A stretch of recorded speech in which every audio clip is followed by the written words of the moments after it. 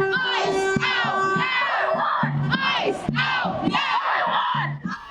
Tensions are growing tonight, both here at home and across the country, following yesterday's deadly shooting of a woman by an ICE agent in Minneapolis. Hello, I'm Febin Cassioun. The Trump administration says that the agent was protecting himself, while many in the community are calling it murder. And now outrage from Minnesota lawmakers after the state was excluded from the investigation into the shooting.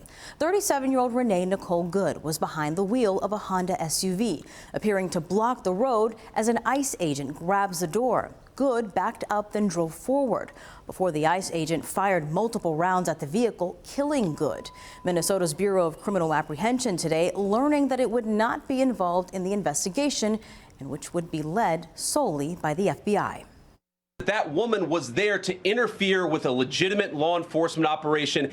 She was trying to ram this guy with her car.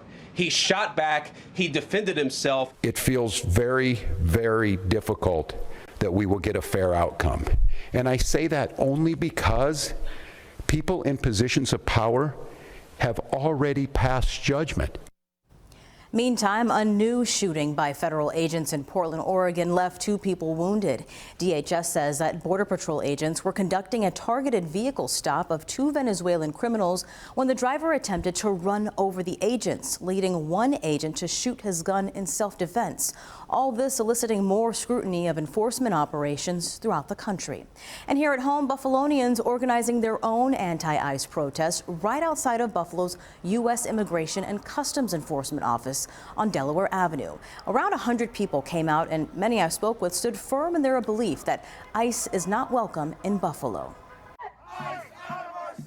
We have to abolish ICE. It's just come enough. It's a reckless institution, and they're no business in Buffalo. One of downtown Buffalo's busiest intersections at Delaware and Chippewa was the hub for about 100 protesters demanding the removal of Buffalo's U.S. Immigration and Customs Enforcement Office at 250 Delaware. The last in a long line of atrocities committed by this organization.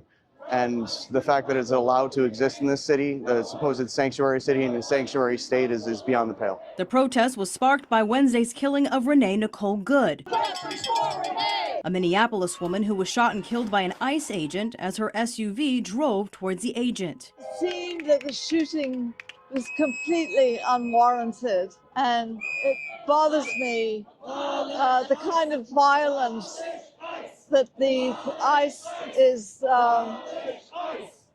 bringing about. At a press conference Thursday afternoon, Vice President J.D. Vance saying that ICE agents should get absolute immunity. I can believe that her death is a tragedy, while also recognizing that it's a tragedy of her own making. Hearing that news just increases my sense of grief at the loss of Renee Good.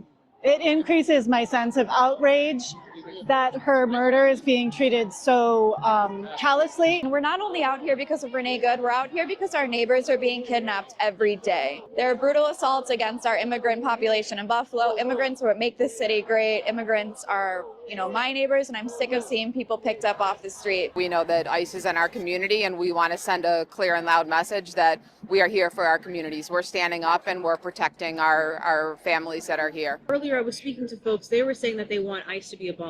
Do you agree with that? I don't think that's necessary. I think we need an administration that honestly wishes to uphold the Constitution and follow the laws of the United States. Now, I'm told there will be a vigil tomorrow at 6 p.m. at the same protest location from today, which was right outside of the ICE office in downtown Buffalo. This is at the intersection of Chippewa and Delaware. Meantime, you can follow along with all of the developments out of Minnesota and ICE protests across the country by going to WKBW.com.